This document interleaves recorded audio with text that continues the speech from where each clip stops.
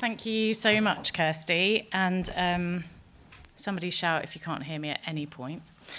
It's fantastic to be here. So I've been working on supply chain resilience for the last 5 years in the Department for Business and Trade, and critical minerals have been pretty totemic in those conversations. So to get to the point where we have a critical mineral strategy that I can talk to you about is just fantastic. So whether it is lithium-powered batteries, aluminium in electric vehicles, graphite in fuel cells, or titanium aerospace parts, our lives now depend on critical minerals.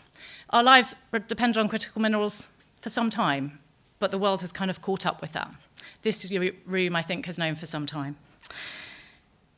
Our demand for and our reliance on critical minerals are set to rapidly increase, both as we adopt new cutting-edge defence technology, but also as we move towards our green transition and our clean energy economy. The government's growth mission underpins this transformation, and the industrial strategy, which I hope all of you managed to read over the summer, really focuses on a long-term plan to make sure we have economic growth for our most important growth sectors. The industrial strategy was clear that sectors can only innovate and grow if they have reliable access to the materials they need to do so, from our foundational sectors, such as critical minerals. So I am really pleased to be able to say that hopefully you didn't all have to read it on a Sunday, but we now do have our critical mineral strategy launched. It sets out how we will secure the critical minerals we need to meet our Vision 2035, and Grace and Merg from the team will be talking in detail about it later on today. But I wanted to give you some headlines at this point. For the first time, the UK has directly linked critical mineral demand to each of the UK growth sectors. That really, really helps us understand exactly what we are aiming for and what we're focused on. Not only have we identified the long-term demand for critical minerals and how this can be addressed, but also how the UK can create thriving critical minerals industries which rejuvenate industrial centres and communities and spurs growth in those sectors. Anything from advanced manufacturing to defence and life sciences.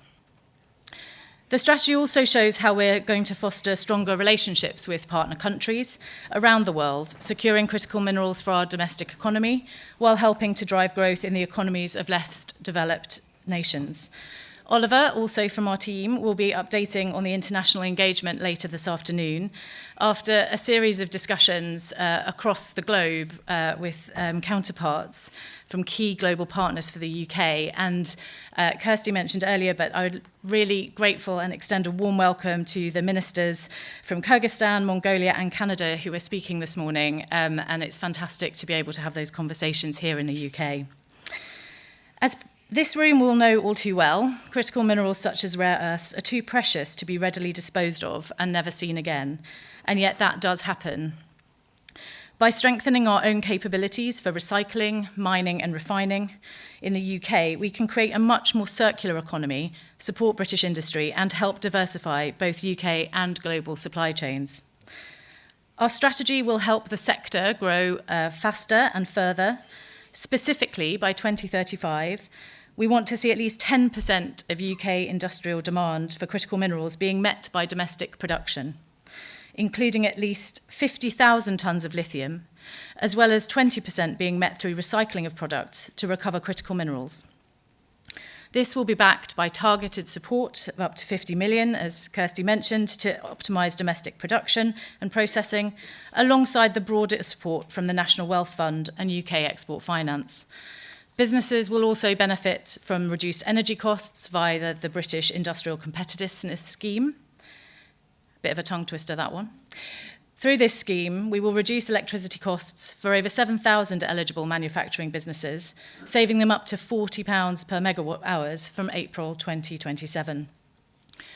The government has already backed critical mineral businesses across the UK with over £165 million, and together with the broader support from the National Wealth Fund, the UK Export Finance and other public financing streams, we will use this to drive growth in the sector across the country.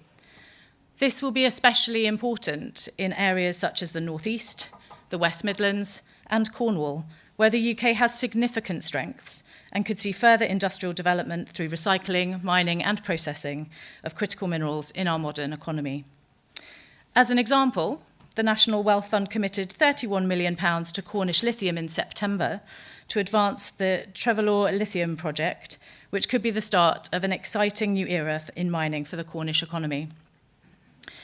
We also plan to strengthen the sector by using our world-leading credentials in academia, research and development, finance and trade, not only to help expand our domestic production, but also to enhance our ability to pursue our international growth partnerships, tap into global markets, and maintain reliable links with overseas supply chains during global shocks.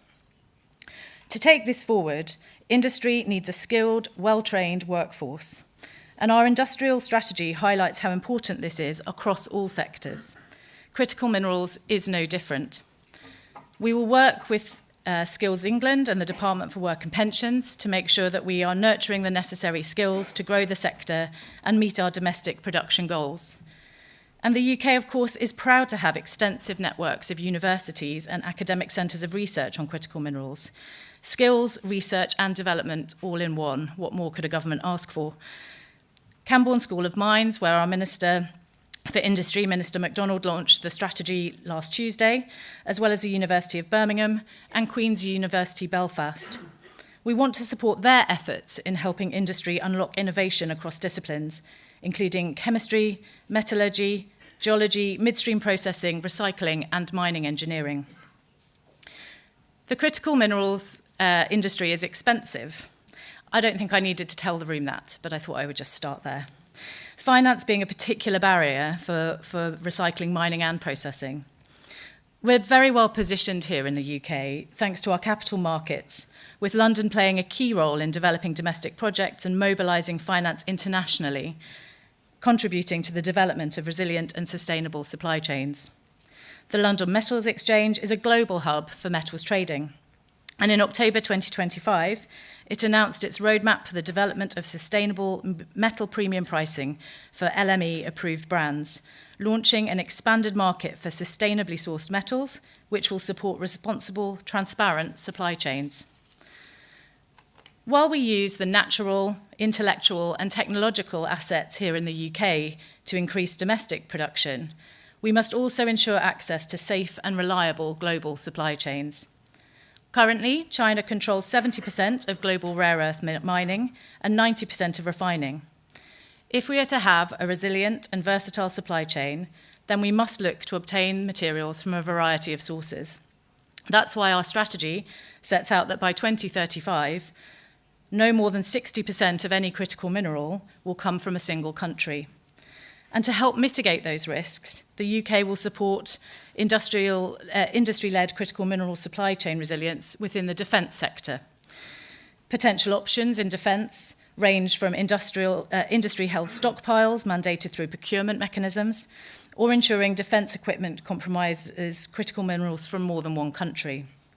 The UK is a member of NATO's Critical Minerals Stockpiling Project, which is considering potential options for establishing, procuring and maintaining stockpiles of critical minerals, raw materials and components such as magnets and battery cells and recycled materials. Through our trade strategy, we also continue to identify and address market access barriers causing any additional costs to company in the UK for critical mineral supply chains. And as well as using our free trade agreements to generate greater access to critical minerals, we also want to use bilateral critical minerals agreements with international, like-minded partners to ensure we have more access to more materials. And we will continue to work multilaterally through these international forums, including the G20 and the G7, the World Trade Organization and NATO, and the International Energy Agency, who you'll hear from later, so we can improve global supply chain resilience, diversification, and sustainability. Critical minerals are an irreplaceable component of modern and growing economy. But as global demand grows, the necessity for security and long-term planning have become ever more acute. This government recognises the huge opportunities on offer for both our critical minerals industry and the vital growth sectors it serves.